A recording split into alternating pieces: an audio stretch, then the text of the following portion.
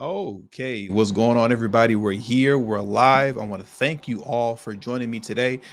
If you can see and hear me clearly, please drop a one in the live chat and then we can get today's stream started.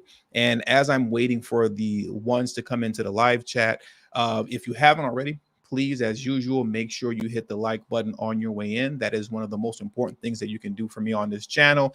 Hitting the like button ensures that the notifications will go out to those who are subscribed to the channel, and it also helps so that this video permeates throughout the YouTube algorithm. Therefore, for those who are interested in this type of content, they will receive it through YouTube as this video goes throughout the algorithm accordingly based on the number of likes that this video gets. Also, if you've been cloud watching this channel for quite some time now and you haven't subscribed to the channel yet, please subscribe to the channel as well as hit the bell notification next to the subscribe button so you can be notified whenever I release a new video. And also, lastly, please make sure you share this video out on your social media platforms as well. That also helps assist within the YouTube algorithm, but obviously as well, it'll let people know that I'm currently live. And you're just assisting in making sure that this information gets out. So once again, please drop a one in the live chat. I haven't seen any ones come through yet. I don't want to get too deep into the conversation. And then I see in a live chat, everybody saying there's no sound, there's no sound, there's no sound. So please drop a one into the live chat if you can see and hear me clearly. And then we can get today's stream started. Okay. And I see the ones are starting to come in. Thank you very much, Christopher Perkins. So let's dive into it. Okay, let's get into today's stream. So as you can see, today's stream is titled "Willie Wilson calls out Brandon Johnson over the $430+ million, right? That's being spent on the migrants. We're still trying to find out where is all this money actually going, because Brandon Johnson is once again operating in the dark and doing a lot of things in secrecy concerning the migrant crisis, or I should say the Biden crisis, and how concerning the way in which the money is being spent. But before we dive too deep into that, I want to shift over to something very quickly concerning what's happening outside of the country as the so-called migrants, many of whom are crossing the border illegally, but as the so-called migrants are entering into the country. I want you all to get a grasp, because I don't really focus on what's happening outside of the country much, right, on the other side of the border, of just the current wave that's on its way to the country, right? And this is a wave that's coming continuously, obviously daily, but sometimes you have to get a good visual of it to really, have a genuine understanding of what's happening right now, right? So what I want to do is that I want to play a quick video clip. And I believe this clip comes from, I believe it's called America Today or Real America Now. Let me just make sure. Let me fast forward a little bit first to make sure I give them its proper props, right? This clip is coming from, I actually need to refresh the page. Give me just a second while I refresh this clip, because I'm pulling it off of Twitter. The correspondent is Oscar L. Blue, and this video is coming via Real America's Voices. So I want to just play this for you right now very quickly before we get into today's stream. So let me pull this up for you right now, and then we're going to get the stream started after we watch this clip.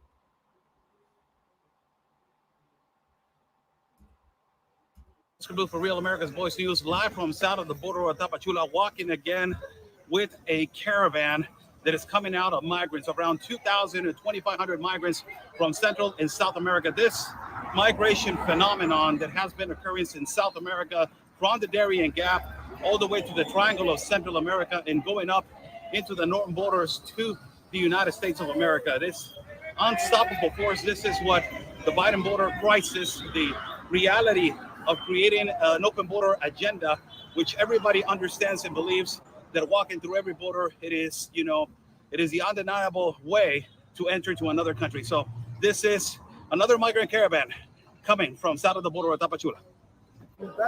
Now, just look at all of the people. Just take a good look at this, right? They're all headed to the United States. Everyone that you see here is headed to the US. And what I want to do is that I want to fast forward through this a little bit, because we don't have to watch the entire thing. But pay attention to the crowd. Though, yes, you will see some women and children. I've never denied that women and children are coming into the country, and these are their women and children and families in these shelters. But if you pay close attention to the crowd, what you will see is that it is almost 90 some odd percent predominantly single males. Look at the crowd that's in front of you right now and tell me you don't see anything but a bunch of single males. These are a bunch of single men crossing the border and coming into the country by way of Joe Biden. So stop letting them sell you on this nonsense about families and children and women. No, this is largely a never ending wave of single males rushing to get across the border into the United States, right? And that's the one thing that they always make a point to leave out. But once again, this group that you see in front of you, they're headed here to the States. As it reads here, breaking 6,000 migrant caravan leaving the south border of Mexico again, heading to the USA, right? Heading to the USA. So I wanted to play that for you once again very quickly, just so we get a little bit of a grasp of what's actually happening on the other side of the border. And we'll get a look at who's actually coming in here and how it's predominantly single males. But now that that's out the way, let's get into the meat of today's show, right? And what I wanted to discuss today, we're going to head back over to Chicago, as we've been there for a while now, going back and forth between Chicago and New York, and go back into Brandon Johnson and the money and how it's being spent. Because the amount of money that's being spent on a migrant crisis, or as I like to call the Biden crisis, is going up more and more and more, right? In Chicago, we've hit, I believe it's 430 plus million now at this point, right? And interesting enough, of all the people who have spoken out, I'd say the most outspoken and consistent person, right, who has spoken out regularly, and what's important is consistently holding the Johnson administration to task, right, and the Democrats as a whole, particularly as it pertains to Chicago, is entrepreneur, multi-millionaire Willie Wilson. And I've spoken on him multiple times before. A lot of the views that he shares via his commentary in the Chicago Tribune are, we share a lot of the same, commentary. We share a lot of the same common ground politically as it pertains to what's going on with the migrant crisis, and as well as with what's going on with the Democratic Party as a whole and its relationship to Black America, right? So let's get into the money, the $430 million, 430 million plus. Now, what I want to do is establish that amount, right? Because a lot of times is when you get into this stuff, people will false flag you for fake news and things like that. They'll shoot you down and say, oh, these numbers aren't real, or all the things that you're saying aren't real. This is misinformation. So I want to establish that dollar amount first before we dive into what Willie Wilson had to say. So currently as it stands, and let me pull this up right now, but currently as it stands, Chicago has already paid, as far as the city is concerned, Chicago has already paid up to $100 million towards the Biden crisis. And mind you, this number came to us in June, right? Back in June, it was already stated that $100 million has been spent by the city of Chicago, right? Obviously, at this point, that number has gone up, but I don't have those figures yet. So we're just going to go with the June numbers. But $100 million from Chicago, and by way of J.B. Pritzker, Illinois as a whole, Pritzker, Illinois has spent $328 million on helping Chicago's migrant crisis. So 328 million plus 100 million obviously makes $428 million thus far, right? But where is this money going? How's it being spent? And how much of it is wasteful spending, right? Because many times when it comes to this type of stuff that's going on, a lot of this money ends up being wasteful spending. It ends up being nonsensical spending, right? And that's what Willie Wilson gets into a little bit in his article in the Chicago Tribune, where he discusses this, and he makes reference to the big C19, right, that we were having trouble with back in 2020, right? The illness that was apparently, taking everybody out back in 2020. He references the C19 spending and all of the wasteful spending that occurred during that time period, and connects it to how we see the same thing happening now in the city of Chicago as it pertains to this huge amount of $428 million, because we really don't know how this stuff is being spent. We're finding out little by little, but even as we're finding out little by little, a lot of this stuff is really just up in the air. So now, as we get into that article right now from Willie Wilson, there are currently 262 of you here in the live stream right now. If you haven't already, please make sure you hit that like button, because that is extremely important. Please hit the like button. And also, I want to make sure to thank Michael Davis for paying his tuition. Thanks for covering this Biden crisis. And there's going to be a lot more to cover as the day goes on, as the time goes on. We're going to get into how Biden is flying folks in to the many different airports across the country. They're not just coming via, across the border on land, but Biden is indeed flying them in secretly to different airports across the country as well. So we're going to dive into that soon. And there are other groups of people that have been coming in from Europe quietly as well, very quietly into the city of Chicago to the tune of 30,000. But that's for a later video that we're going to get into. But thank you very much, Michael Davis, for being the first person to contribute to today's live stream. So now let's get into the commentary from Willie Wilson, because he shared a lot of interesting things and has a very interesting perspective. Like I said, that's very similar to a lot of ours on this channel. So let's dive into this right now. And once again, this comes by way of the New York Times, and this article, or I should say this commentary, as the Chicago Tribune titles it, is Willie Wilson: Chicago taxpayers deserve transparency on migrant spending. So let's jump into this very quickly right now, right? A famous adage attributed to Winston Churchill and even a Chicago mayor is never let a good crisis go to waste. Democrats, Republicans, and fraudsters embraced that mindset when it came to spending on C19 and the migrant crisis, or we should call it, better yet, the Biden crisis. More than $280 billion in C19 relief funding was stolen through fraud, and another $123 billion was wasted or misspent, according to an analysis by the Associated Press. Okay, so out of $280 billion concerning the C19 relief funding, $123 billion of it was wasted and or misspent via the Associated Press. Okay, the total loss represents more than 10% of the $4.2 trillion the government has dispersed to deal with C19. The migrant crisis in Chicago is no different. WMAQ Channel 5's NBC5 Investigates recently obtained invoices from the city of Chicago showing to employees of favorite healthcare staffing, which assists in operating city's migrant shelters, made at least $135 an hour. NBC also reported that the facility manager earned $14,000 in 1 week. Favorite healthcare staffing has been paid at least $56 million since last October. So folks over there are getting paid $135 an hour, with faculty managers, facility managers getting as much as $14,000 a week.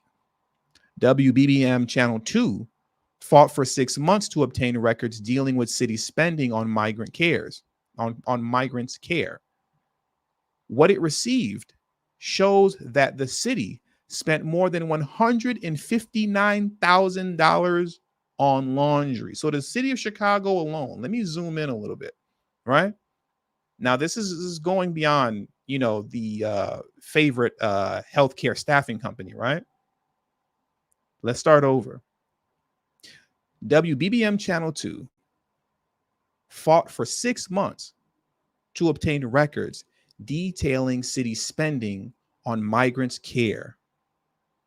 What it received shows that the city spent more than $159,000 on laundry, nearly $70,000 on table and chair rentals, almost $67,000 on portable toilets and sinks, and $20,000 on linens and napkins. That's $20,000 on linens and napkins. Mayor Brandon Johnson said he is planning to house migrants in winterized tent camps, and that caring for migrants through the end of the year could cost taxpayers more than $300 million. Now, mind you, I believe Willie Wilson wrote this. How long ago was this? Back September 21st. So this was last month that he wrote this. Since then, we have well exceeded $300 million in Chicago, have well exceeded that much, right? This is a bad idea. It is the equivalent of putting a Band-Aid on a shotgun wound. According to Johnson, Chicago faces a $538 million budget deficit heading into the fiscal year of 2024, with $200 million of it tied into the migrant crisis. But once again, we all know that money is a lot more than $200 million. It's $428 million because we established that earlier, right? Now, only in Chicago can taxpayers be fleeced by a manufactured crisis. And I think that it's very important that he established that this is a manufactured crisis, because this is something that we've discussed multiple times here on this channel, right? This isn't something that came out of nowhere. This is 100% completely manufactured and very deliberate by way of the Biden administration, right? One of the ways that we know this to be true, and that we know that this is actually something that the Democrats want, and I didn't have this plan because I want to save this for another video, so I won't dive too deep into it, but I will pull it up right now. Hopefully I can find it quickly, right? Let me see if I can pull this up. Yes, here we go right here. You see, so we have, like, in places like New York, where, Eric Adams, as I've covered a lot, as well as Kathy Hochul, they put up a good front, especially Kathy Hochul, in pretending that they don't want, migrants, so-called migrants, coming into the country, and that they don't want them coming into New York, correct? But let me pull this article up for you here so I can hurry up and take it down, because now it has me glitching, right? But look at the dog whistling that's going on by way of New York City, by way of Kathy Hochul. Kathy Hochul says there are 32,000 jobs now open for migrants, but feds have slowed job permit process to a crawl. She is dog whistling to the migrants, so-called migrants, to come into the United States. When you put out a statement saying that there are 32,000 jobs available, when the governor of New York says something like this, and she's specifically addressing the migrants, saying there are 32,000 jobs open for migrants, not for citizens of New York City, but for migrants, that is her dog whistling.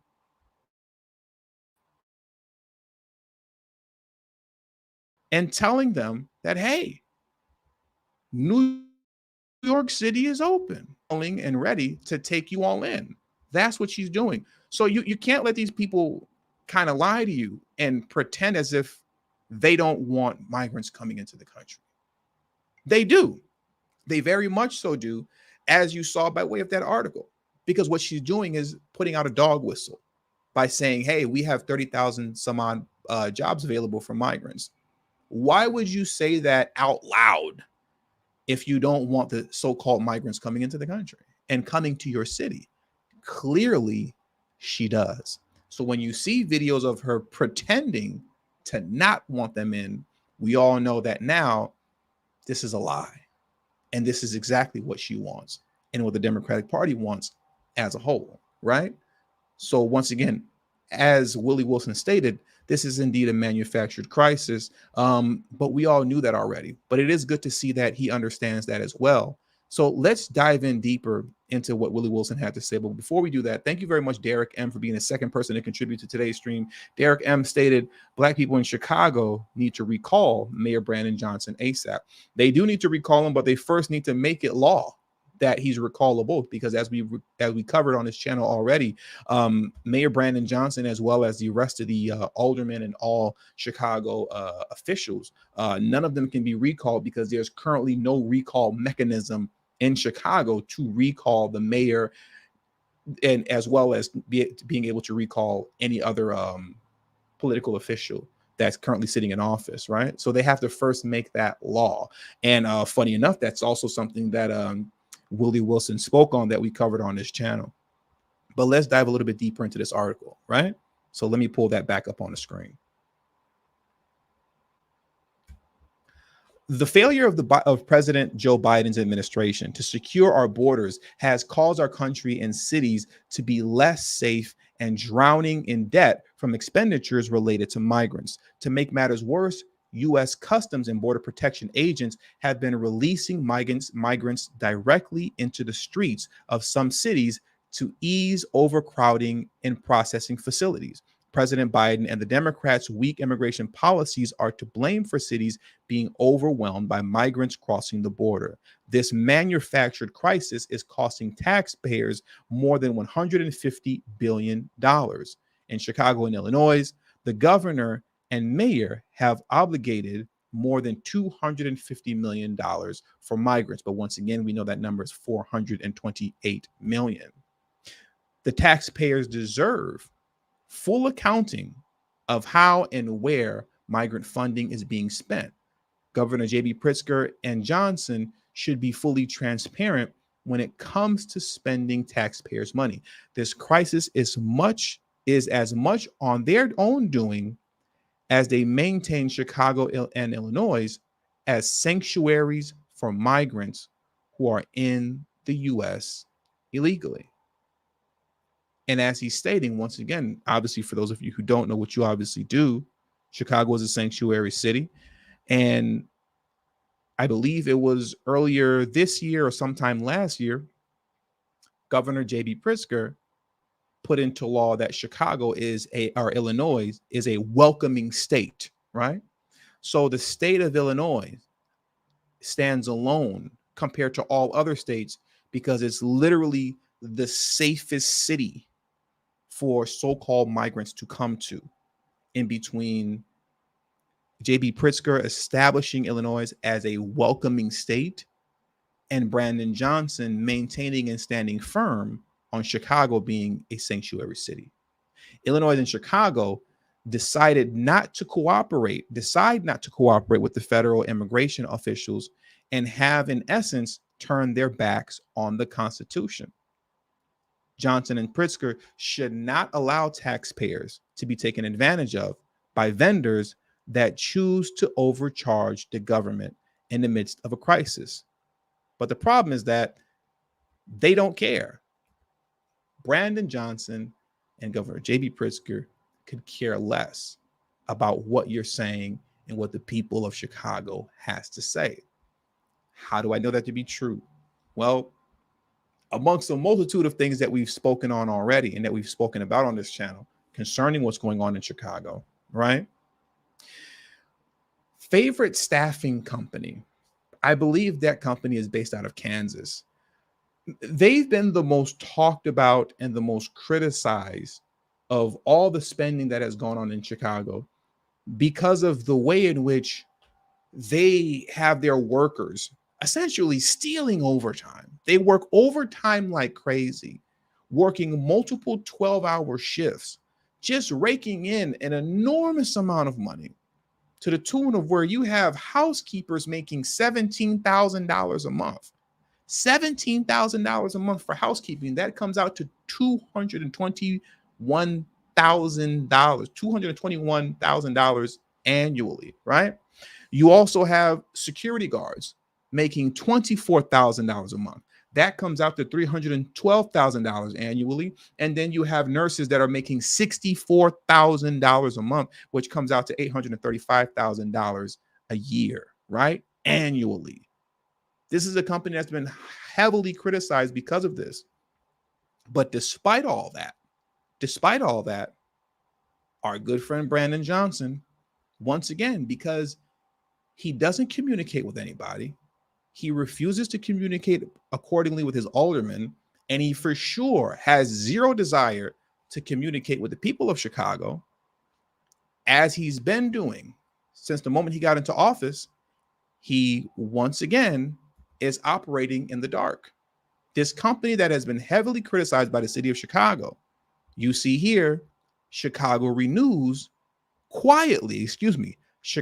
quietly renews controversial migrant shelter staffing contract. They did it quietly. This happened this week, or last week, I should say. Last week. It happened quietly. And nobody knew until now, right? But this is how Brandon Johnson operates. He does everything in secrecy.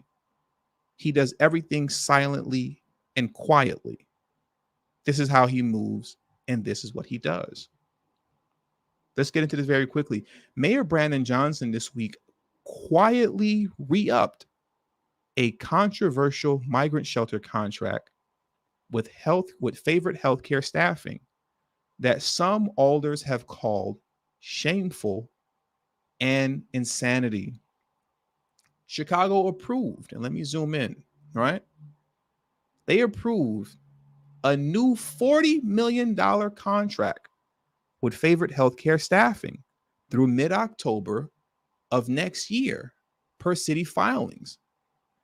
The terms include reduced rates for certain positions, including housekeepers and nurses, right? Because as we established earlier, housekeepers were making as much as $17,000 a month.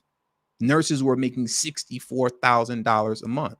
Hourly rates went from about $60 to $200 an hour in March to roughly $40 to $156 an hour today, right? I want to come over here very quickly,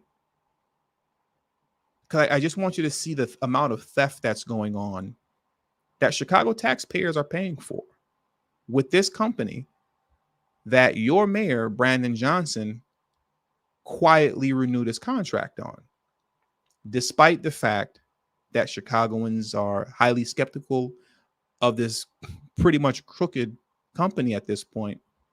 And also given the fact as well, we have to remember, they're not hiring Chicagoans. That's not what they're doing. Once again, if I'm not mistaken, this company is based in Kansas, if I remember correctly. And they're flying folks in from Kansas into Chicago to work in the city. And one of the ways that they try to hide the fact or explain away the amount of money that's being paid is that they say, oh, well, we have to, in between travel costs and in between hotel stays and all these other overhead costs, that's why we see this inflated pay. But we all know that this is nonsense, it's foolishness, and it's BS. Because it's one thing to have this enormous hourly pay to cover hotel costs and things of that nature. But then it's another thing, as I'm going to pull up right now, to see overtime with this company just being blown out the water. And that's what lets you know that all of this is lies, foolishness, and BS. And the city of Chicago, is being robbed right now. They're being robbed. Clocked in 12 hours a day, 7 days a week, how staffing bills for migrant shelters swelled with overtime. This article came out about a week ago, right? October 20th. 11 days ago, this came out. Let's go through this theft very quickly. When a security guard clocked out of a Streetville migrant shelter on Friday in March, he just logged his 84th hour at work that week. 84th hour. His bosses told the city It was at least his 56th day in a row working a 12-hour shift, according to invoices they filed with the city. Invoices whose sizable overtime helped contribute to tens of millions in city payments to firm staffing the city's migrant shelter.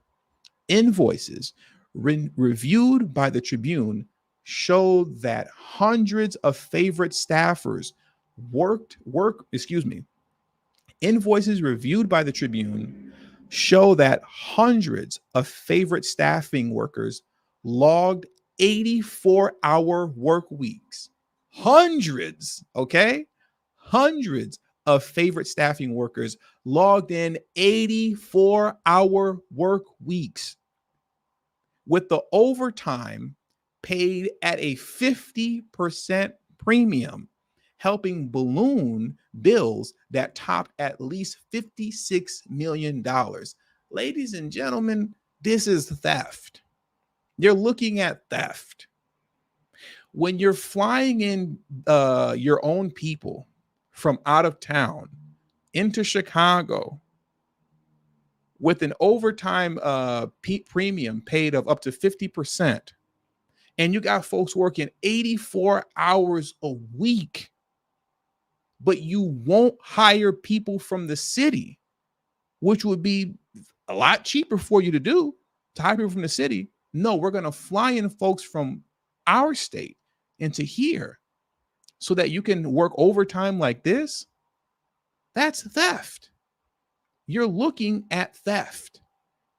And this is the company that your mayor, Brandon Johnson, quietly renewed the contract on without letting you all know that he was going to do it ahead of time, right? And once again, he continues to operate in the dark without letting his aldermen know what's happening. Look at this here. Some alders, including Alderman Brendan Riley, have called for the contract to be canceled. Riley told Axios on Wednesday he was caught off guard by the new contract. The mayor didn't consult me. If he had, I would have advised him against it, Riley said. But you can't advise the mayor against anything when he never lets anyone know what's going on at all. Throughout the entire time that I've been covering this Biden crisis in Chicago, all we've ever seen and read and watched videos of is Brandon Johnson operating in the dark. This is who he is. And this is who he will continue to be throughout the duration of his time as mayor. A lot of people I'll see in the comment section, they'll say, oh, well, this guy's a one-time mayor. He's a one-time mayor. None of that matters. It doesn't matter if he gets Lori light-footed, right? And he's only a one-term mayor. By the time his 4 years are up, the amount of money that will have been stolen from the city that you will have to foot the bill on will be, it'll be in the billions. It'll be in the billions, right? And as far as his time in office is concerned, it's mission accomplished. Because you see, he's not very active and vocal in terms of going up against the grain against Biden to get help, right? Financially. He's not doing any of that. Brandon Johnson is only there to manage the situation and be the punching bag for the people who are mad.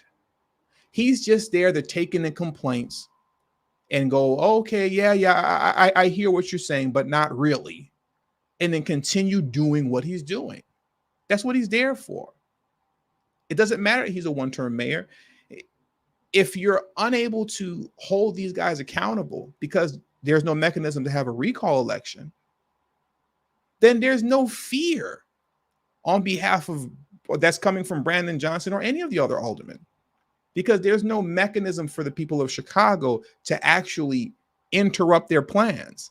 You see, because you can't recall the guy, it's not like midterm, it's 2 years in, you can get him up out of here and mess the Democrats' plans up. You can't do that because there's no mechanism to get him recalled. So the first thing that has to be established in the city as Anthony Beale is currently making an attempt to add a referendum to put it up for a vote in next year's elections in Chicago, to have the people of Chicago decide whether or not they want Chicago to maintain a sanctuary city. What also needs to be on the ballot next year in Chicago as well is the ability for people to vote on whether or not they want to allow recall elections in their city.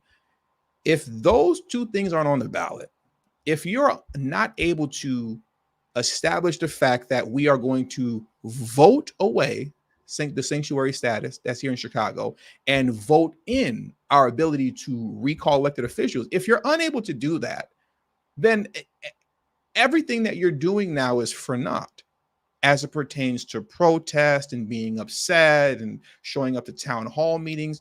You need to be able to recall these guys and get them up out of here. And you got to revoke the sanctuary city status. And those are two things that need to be on the ballot in Chicago next year when it comes time for them to vote. That way you can keep Brandon Johnson honest and keep him on his toes. Because at that point, if you're able to maintain or put in a mechanism of being able to recall him, as well as the aldermen, many of whom are go along to get along Democratic Party aldermen, right? Once you have that in place, you can now instill the fear of God into them, as far as I'm concerned. Because here, check this out. If you don't actually do what the constituents tell you to do, now we can get you out of here. We can interrupt your plans midterm. And in big cities like Chicago and New York, where you have this huge influx of migrants coming in, they for sure don't want that. They for sure don't want that. But these things have to be established first. So with all that being said, that does it for today's video. I want to thank you all for joining me today. There are 516 of you all in the live stream right now. If you haven't, please hit the like button. That is one of the most important things that you can do for this channel. Please hit the like button. Hopefully you found today's show fruitful and informative. I have a lot more live streams coming this week, so make sure your notifications are on. Make sure you're following me on Telegram. The link to my Telegram group is in the description box below and will be pinned in the comment section below once this live stream is over. Follow me on my social media networks and platforms. And also, if you haven't, make sure you text TD Hip Hop to number 33222. That way you'll get a direct text notification whenever I go live. Once again, text TD Hip Hop to number 33222 because I have a lot more information to get into this week. Trust me, I'm going to be going live a lot more than normal because there's a lot to go through. And in closing, thank you very much, Maurice. Thank you very much. Am I saying your name right? That's a basic name too. That's so sad. I can't say a basic name like this. I believe it's Maurice. Thank you, brother, for contributing to today's stream. I appreciate you all, and I will catch you all in tomorrow's live stream. Peace. Once again, hit that like button on your way out, and I'll catch you all tomorrow. Have a great evening.